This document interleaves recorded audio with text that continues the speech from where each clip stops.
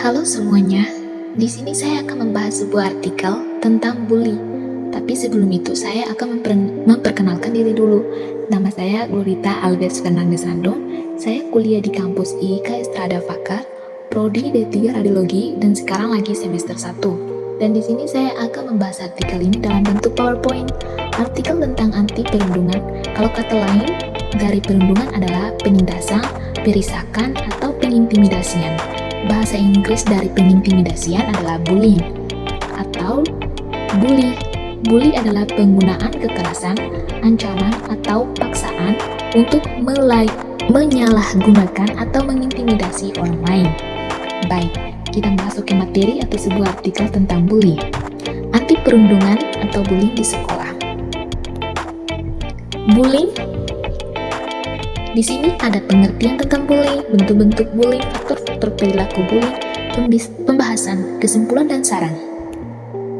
Bullying. Kata bullying yang merupakan bahasa Inggris berasal dari kata bullying yang artinya ialah mengganggu dan juga mengetak orang yang lebih lemah.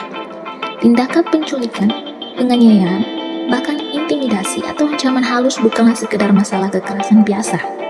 Tindakan ini disebut bullying karena tindakan ini sudah bertahun-tahun dilakukan secara berulang, bersifat regeneratif, menjadi kebiasaan atau tradisi yang mengancam jiwa korban.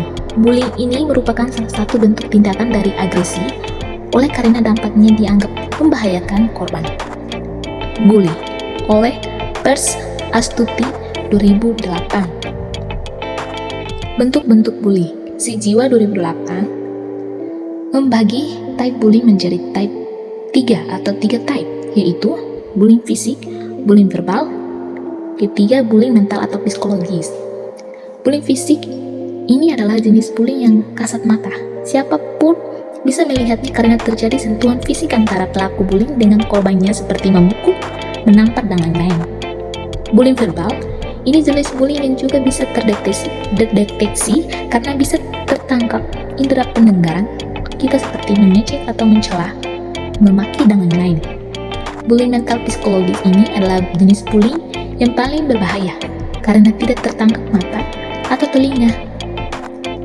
Jika kita tidak awas mendeteksinya, berdasarkan uraian di atas, perilaku bullying dapat terjadi dalam bentuk apapun dan dalam hal kecil sekalipun. Jika dia mengantisipasinya, bisa saja hal ini terjadi pada diri sendiri sebagai korban maupun pelakunya.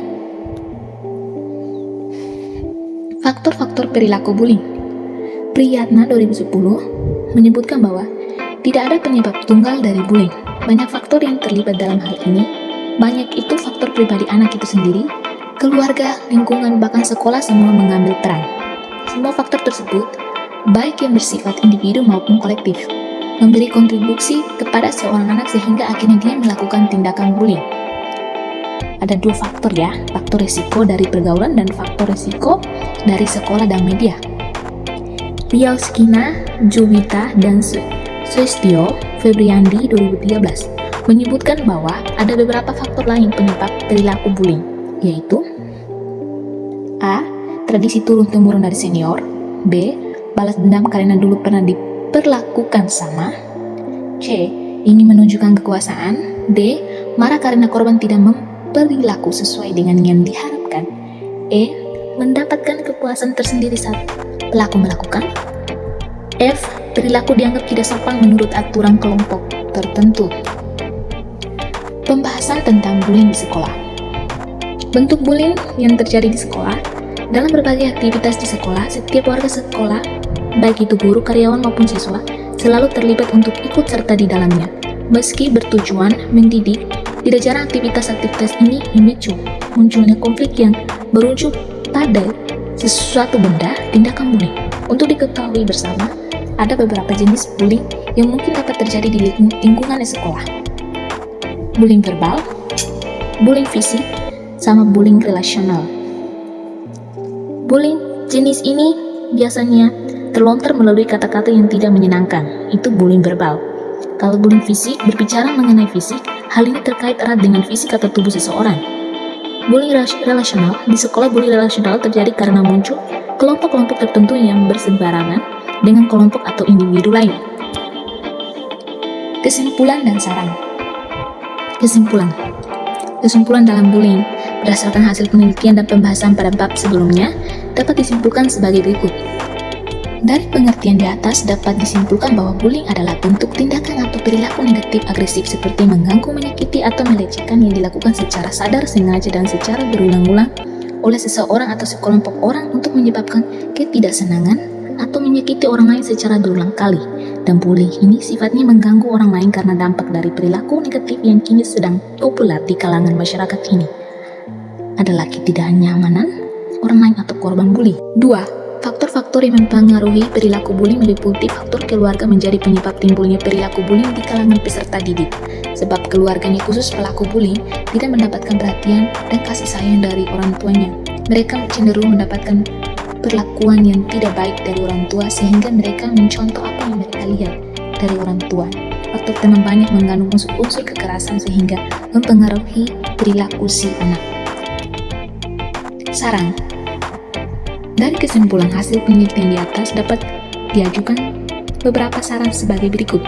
1. Bagi sekolah hendaknya lebih menambah pengawasan dengan berkeliling sekolah di jam-jam tertentu dan tempat-tempat tertentu yang berpotensi terjadinya bullying. 2. Bagi guru hendaknya lebih tangkap terhadap perilaku bullying dalam bentuk yang kecil ataupun besar agar tidak sampai menimbulkan korban. 3. Bagi guru BK hendaknya mencatat setiap kasus-kasus bullying yang terjadi di sekolah sebagai catatan untuk penanganan tindakan yang tepat dalam mengenai kasus-kasus tersebut. Bagi orang tua, hendaknya menjadi panutan yang bersifat positif bagi anak serta menciptakan hubungan yang hangat antara keluarga. So, baik kita membahas tentang bullying, di sini kesimpulannya stop bullying karena bullying itu tidak baik.